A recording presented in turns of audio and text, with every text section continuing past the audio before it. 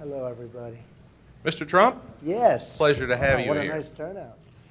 Such I'm an going to honor. ask you some questions, if that's okay. That's okay. In a nice, friendly Iowa way. Okay? You know, you got lucky here on the weather we have. We have beautiful weather. I've been here many times, actually, and it's a great place. Greatest farmland in the world, I would say, right? Do you, Really is. I mean, it's amazing. well, you're a positive guy, Right, but you also have been in the real estate business from an early age. right. And I wonder if we could ask you a few questions. I'm a bit more comfortable right now than I was a year ago when T. Boone Pickens was sitting in the same seat as you are. Right. But He's actually a friend of mine. He's a great guy. And last year he gave me the T. Boone Pickens Award for entrepreneurship. And he was really, he's a terrific guy.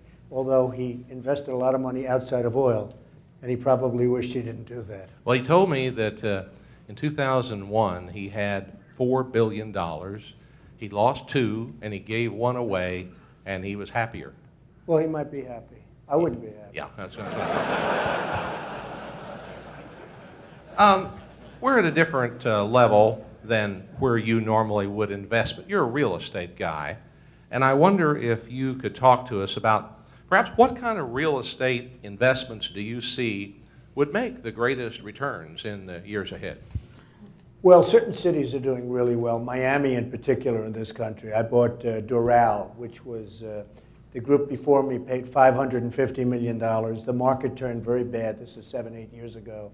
And then I bought it for about $150 million, and I fixed it. Now it's just opening as it'll be the finest resort of its kind anywhere in this country. And that was a great investment. But Miami is just hot. New York City is hot, Manhattan in particular, but New York City is very hot. There are certain other places, San Francisco. I know a lot about farmland, actually, relatively speaking, considering I'm not a farmer per se, although I've always liked that lifestyle. I gave a picture, and I actually have a picture of myself. I was nominated for an Emmy, and they asked if I would sing Green Acres, and they had me all dressed up in the overalls and the whole thing. And it was quite the fun, but It didn't look really, really real. I know maybe it did. I'm not sure if it did or not, but I'm a big fan of farmland. I know it's gone down a little bit over the last period of time, but and you were at your all-time high. When would you say that was? That the all-time high? Well, last year. Yeah. We've pretty doubled much. since 2007. Right, doubled, and then it's gone down a little bit. But I think it's a great investment. I think in places like Iowa, I think it's a great investment. Ultimately, it's going to be very strong. What kind of criteria do you set up, if you have them, on what's a good deal and what's not a good deal? Well, a lot of things I do because I want to do them. And I don't necessarily say, oh, this is going to be the best return on investment. You know, the ROI. They say ROI. A Wall Street firm would do ROI. I do something if I feel good about it, if I like it. I sort of have to love it, especially when it comes to real estate. I have to love it. And what happens with me more than anything else is I'll do things that I feel have a certain glamour, have a certain beauty to them. A location's very important.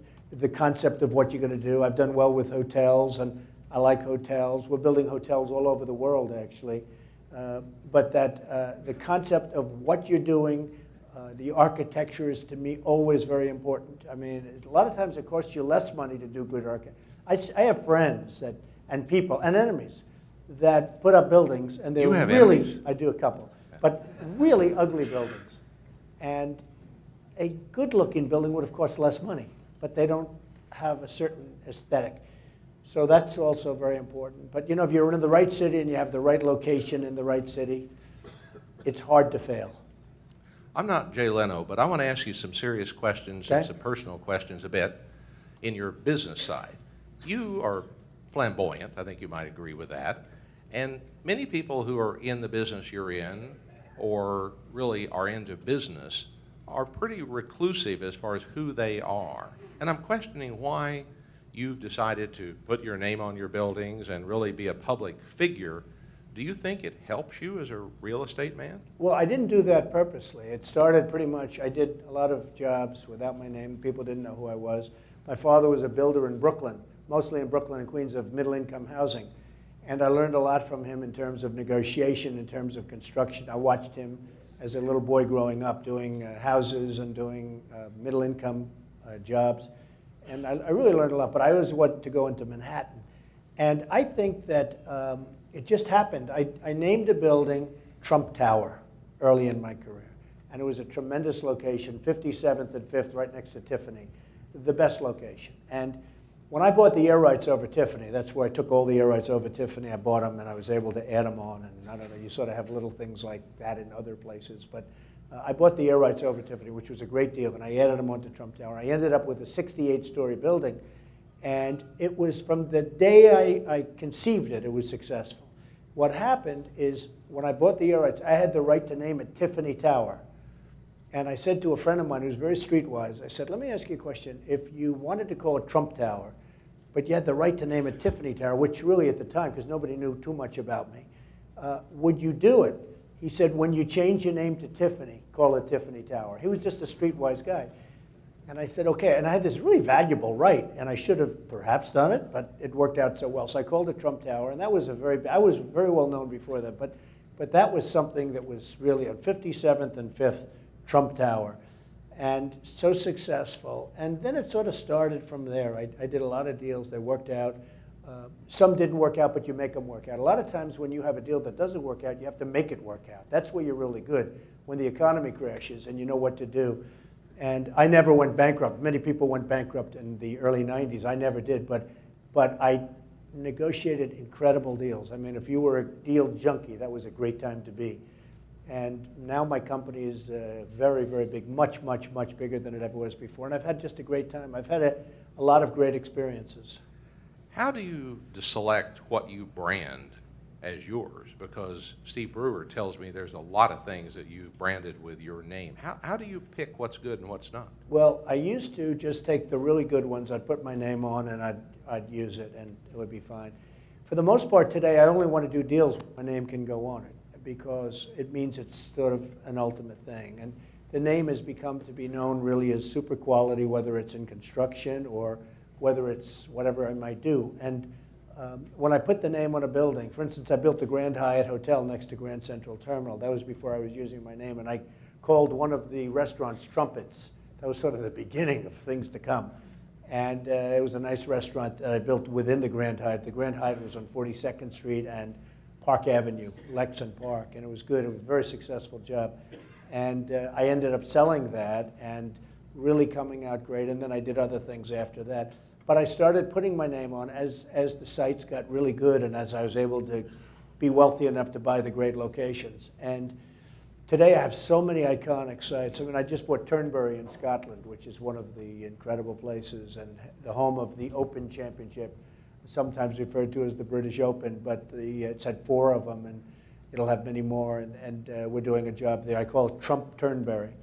And I did that with approval because I wanted to get the approval from the RNA, and they said absolutely. But when I do that, it's not an ego thing, it's a marketing thing, because I just get much higher pricing when I do it. I mean, it's over the years, it's meant a lot from a marketing. I've bought many, many failed projects. Over the last 10 years, I bought many failed projects that were in great locations and everything else, and I call it Trump. As an example, I have 18 golf clubs, not including Doral. And I call them Trump National Golf Club Philadelphia, or Trump National Golf Club Washington, D.C. And I'm convinced they're all really successful, and I'm convinced that if I didn't call them Trump, I'm not even sure that they would have been very successful. I recall several years ago your name was coming up, and Billy Crystal, the comedian, said, I think at the Academy Awards, he pointed you out and he said, Donald Trump riding through New York City, looking up at the building, saying, got it, need it, got it, need it, need it. Need, that's true, need.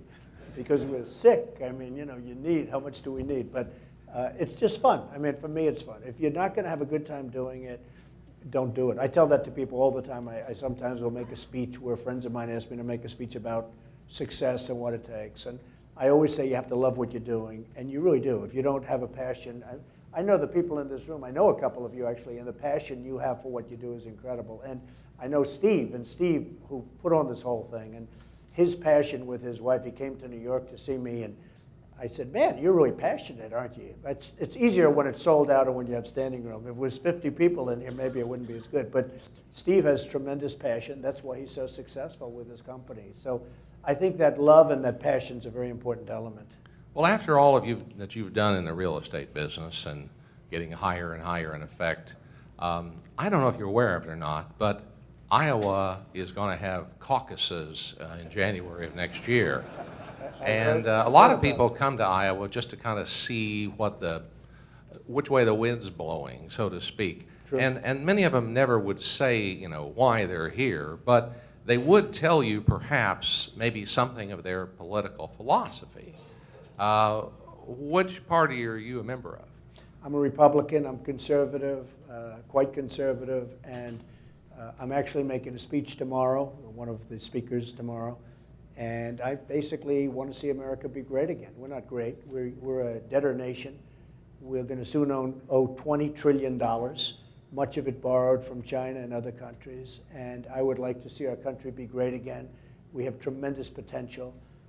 I just see recently where China is building very quickly a super train, a high-speed railroad between Beijing and Hong Kong. That's a seriously long trip, but they're going to do it in a rapid period of time. And we can't fix LaGuardia Airport. We can't fix our bridges. Just the other day in Ohio, a bridge fell down. We can't fix, and they're really, if you look at the statistics on these bridges and things, they're really dangerous. Our infrastructure is falling apart. Our country is falling apart. Our military is not what it was. And I can tell you in real estate, every week I get a listing, some military bases for sale. We're selling all these military bases. And with what we're doing right now and with the world hating us so much, we should not be knocking the military. We should be building it up. But just being in the real estate business, so many bases are being sold. I say, where do they stay with all of this action? So I'm making a speech, and basically, hopefully it's about competence, and it's about, when they do an Obamacare, which is terrible for people, terrible, and it's going to be ruinous to the country when it really kicks in 16. It's really going to kick in. So the next president's going to get a real shocker. But there's much better plans that are much better for the people and much less expensive for the country, and they didn't do that. But you look at what happened where they spent $5 billion on a website. Now, I have websites. We all have websites. And I have websites that cost me nothing, and they're big websites. How do you spend $5 billion on a website? And by the way, then it didn't work on top of everything else. So the country is just fed up with it, and that's what I'm all about. We've been going through this conference today talking about the impact of various things, weather and exports and government on agriculture. And some people are worried about the president over the next 2 years, and other people are worried about the Congress, of what they may do and may not do that relates to business. One of them an inheritance tax, another to be potentially the change in the capital gains tax, 1031 exchanges. Yeah. What's your biggest concern about the next 2 years in Washington? Well, I think a lot of bad things could happen on taxes. I know owning a farm, a lot of times you don't have great liquidity, but you have great value. And you want to pass it on to your children, and they're making the inheritance laws much, much tougher. So that's something that's going to affect a lot of the people in this room. It's going to affect my family too, because I have a lot of things that are, very valuable, and it's going to affect everybody. But the inheritance taxes, assuming you want to leave it to your children and your family, which a lot of people do, especially farms, they're making it very, very tough in terms of the inheritance tax. The 1031 laws and Section 1031, that's all, that deferral is a very valuable thing, and a lot of people are saying that's going to be ended, deferring capital gains. As you know, you saw the other day, they want to raise the capital gains tax very substantially. They really want to raise it to a large extent. Essentially, they want to raise it also on inheritance. And a lot of bad things are happening with taxes. Now, whether or not that gets through Congress, I don't know. But I've heard some of the Republicans saying certain things they sort of can live with. And, I'm very disappointed because I'm a Republican and I'm a very conservative person. And I think that they're not negotiating very well with Obama. And I think they're not getting what they should be getting. But it's going to have a big effect on farms and a big effect on farmers and the farmer's family. If we look at you and what you hold as ideals, what president of the 20th century, early 21st, would you describe as the one that you admire the most? Well, the one I like the best is Ronald Reagan. I've always liked him. I knew him relatively well. I was much younger, but I knew him quite well. I always helped him and supported him. He liked me. I actually have a nice picture of myself and Ronald Reagan, and it's one of my treasured pictures. I liked what he stood for. I liked his style. I liked how he represented the country. I remember once on Lincoln's birthday, on Lincoln's Day, he was putting a wreath down in an area, and he just looked so presidential. He had a great manner, a great style, and and his thought process was much more in tune to mine than certainly what you have today. Did you know he started in radio in this town? I had heard that, absolutely. Yeah. That's right, and he did okay, but he moved on quickly. Yeah, he wasn't as... So are you saying if a person stayed in radio their whole career, they're a failure? Well, I know a couple of, I'll tell you, I know a couple of your radio guys here, and they're great. But Ronald Reagan, he was here, and he was, I heard he was terrific, and he did move on. And who would have thought this was going to happen? He was a successful actor, but he was sort of, they called him a B actor. It turned out that he was an A actor. But he, if you ask me who was the guy, I would say it would be Ronald Reagan. For this upcoming time, either shiver or salute, who do you think will come forth as candidates? Let's go with the Democrat Party first. Who might emerge? Well, I know all the players well, and so many of them come up to my office asking me for support and asking me to back them. Many of the people that you have here are asking me all the time, and I'm making my own decision. So I say it's a little bit early to do that, right? But if you look at the Democratic side, certainly it would be Hillary has, got the big lead. And I don't know that that'll stay. Don't forget, she had the big lead a number of years ago when Barack Obama took it away. And right. I would say it was almost equal. I think she's probably, in a way, stronger. Now, you have to ask about health and you have to ask about physical, because it's a brutal, brutal period of time when you have to go through that.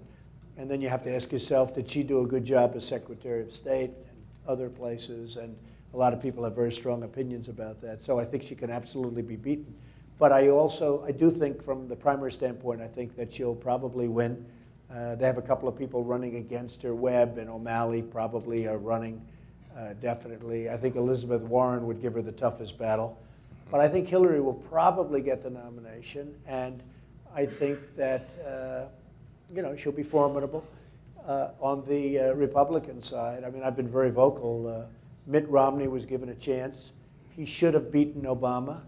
He didn't. He did very poorly in the last month and a half, very, very poorly. I don't know what happened to him, but he did very poorly. A lot of people are very angry at him for that reason. I am. He choked. Something happened. It's like a deal maker that can't make a deal.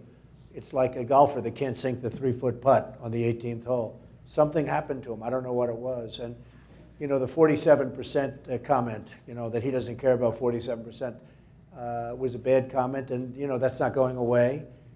He's got a lot of problems, and if you remember when he lost, his son or somebody came out and made the statement that he really didn't want to be president, or never did anyone not try so much to be. And I'm saying, that's not the kind of a thing a deal maker might say, because you feel better if you don't make the deal. So if Steve doesn't make a deal, you say a lot of times, I don't care. You tell your wife, I don't care, it doesn't matter, because it makes you, but not when you're running for president, and not when you have that many people that wanted you to win. But he didn't get out the vote. John McCain actually had more people voting. Had he gotten the amount of votes that John McCain got, I think it would have been probably a different story. But so I just don't think he should be running. Bush, we've had enough Bushes. That's the way I look at it. I feel strongly about it. Other candidates, I like them all. I mean, I know most of them, and I like them all as people. As to whether or not that they can do a good job, maybe it's a little bit too early for me to say. But I do think that Romney has not earned his stripes, because that was a race that, by the way, is much easier to have won than running against Hillary. In my opinion, running against a president who was doing a truly horrible job was a much easier race to win than running against Hillary. So I think Romney should be disqualified, and I think that Bush, I just think we've had it with the Bush family. What about Mr. Christie, just across the river from you? Well, I know him very well, and he's got some difficulties, as you know, and if he runs, he'll be formidable too, and we'll see what happens. But he hasn't announced that he's running. but we'll really have to see. I mean, I like him. He's a friend of mine. But we're going to have to see whether or not he runs. Here's a challenge and a frustration that I have, and it is that the candidates to get nominated have to move left a long way or right a long way. But yet, when we come to the general election, the people want to elect people who truly can go to Washington and govern. And now we have quite a lot of people who are so resolute in their view that they can't move to the middle enough to truly govern, and they're on both sides. And sometimes, the Farm Bill this last year, the two sides, extremes, beat the middle. Right, that's true. Well, but you also can say that the Republicans really put up fairly moderate candidates the last number of times, and so moderate that they never got out the vote. And if they would have been more conservative, they, I think, would have actually done better. See, I happen to think that the country is much more conservative than people feel. I also think that the people that go out and vote are much more conservative than people feel. And Romney wasn't really that conservative. I have a lot of very conservative friends that they just didn't care about him. And if you look over the last number of years, certainly McCain wasn't that conservative. And they've been putting out these moderate candidates who have not been winning. So, you know, a lot of people feel that, I understand exactly what you said, but a lot of people feel if they really went with their true beliefs, they'd do better. And I happen to be among those people. In the year 1999-2000, you flirted with running for president, and then you didn't. Can you tell us your thought process then? Well, I really looked at it the most last time, and I decided that I wouldn't do it. And I'm building buildings all over the world. We're in Panama, we're in China, we're in all different places, Great Britain and Scotland, and just so many different locations. Plus, I'm building a great one, the old post office in Washington, D.C., right on Pennsylvania Avenue, right between the White House and Congress, which we started a few months ago, and it's going to be phenomenal. It's going to be the best hotel, one of the best hotels in the country.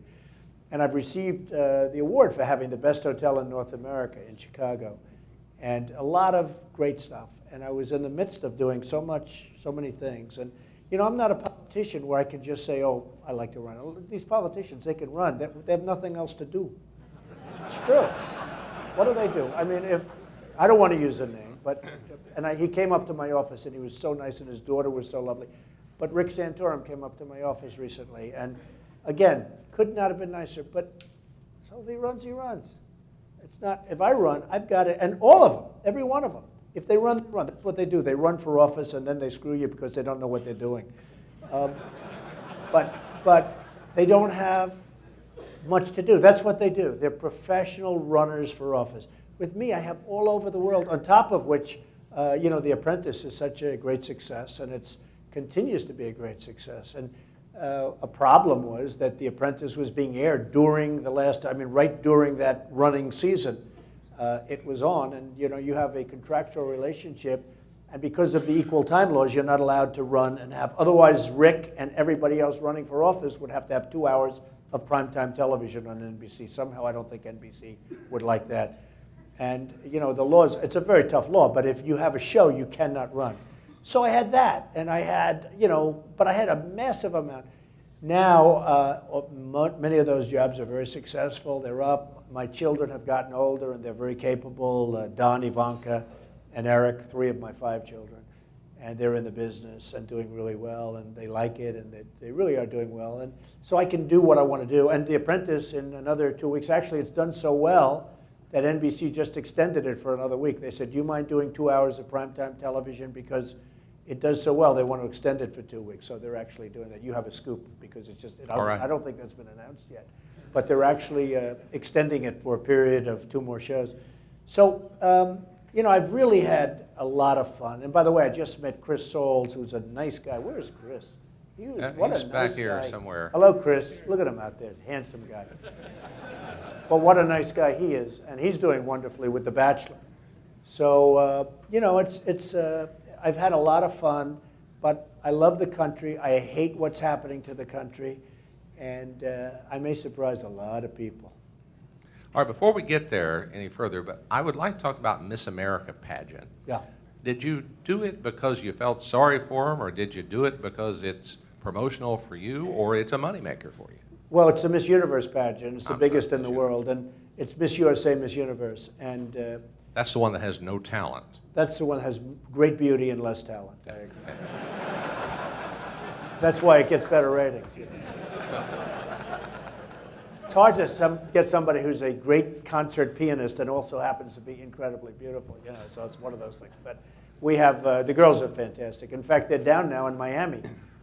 It's going to be on next week, on actually this coming Sunday. And it's in Miami, and it's going to be a tremendous show. And the people, they're wonderful young people. I mean, they're people, it's very interesting. It's a whole different world unto itself, the pageant world.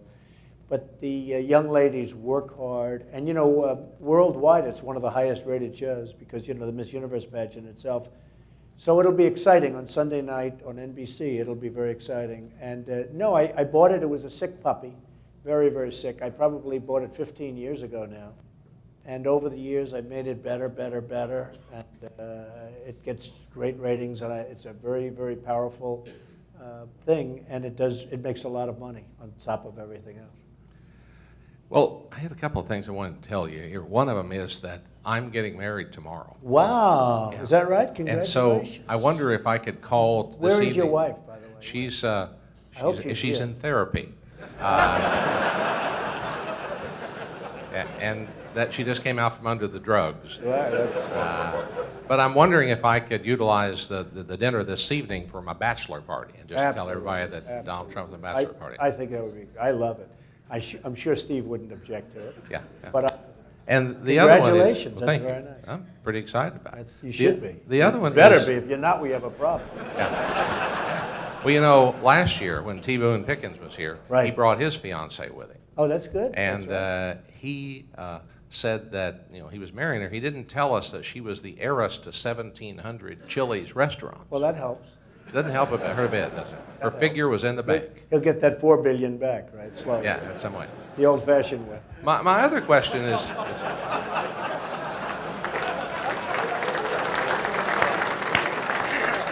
my other question is somewhat personal, and I'm just wondering, if you think hair makes the man.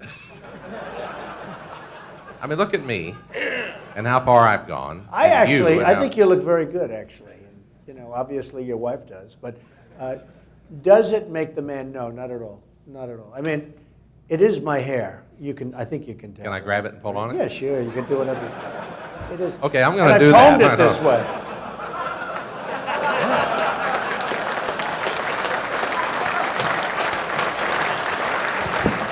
Yeah, it is your hair. I'm sorry, but no. He pulled it. He pulled it.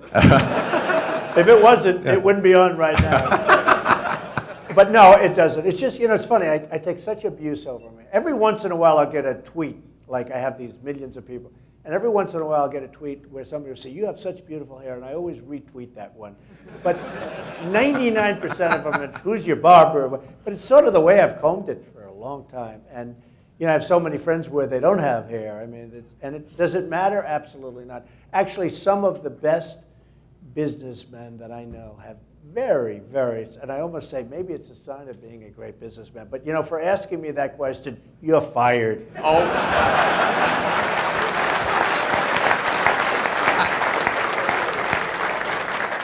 Well, my life is complete now. Your life is I can marry, die, and go on maybe to heaven. I wanted to tell you, though, that you are a wonderful real estate man, but you may not be the best in the world. There's an up-and-coming man who probably has done something, well, he has done something that I don't think you've done. He bought a golf course and turned it into a farm. Wow. Have you ever done that? No, I haven't, actually. No? Yeah. It's a good idea, though. And Got a lot of the good other one, locations. he's kind of quiet about it, but you see these terms, brewery? Right. Steve Brewer owns all those breweries. That's Right. his name. He Well, put that's his name up there in that case. That's So with that, would you please welcome to finish up the interview here That's great. with Thank you Donald very Trump, much. That's great. Steve Brewer.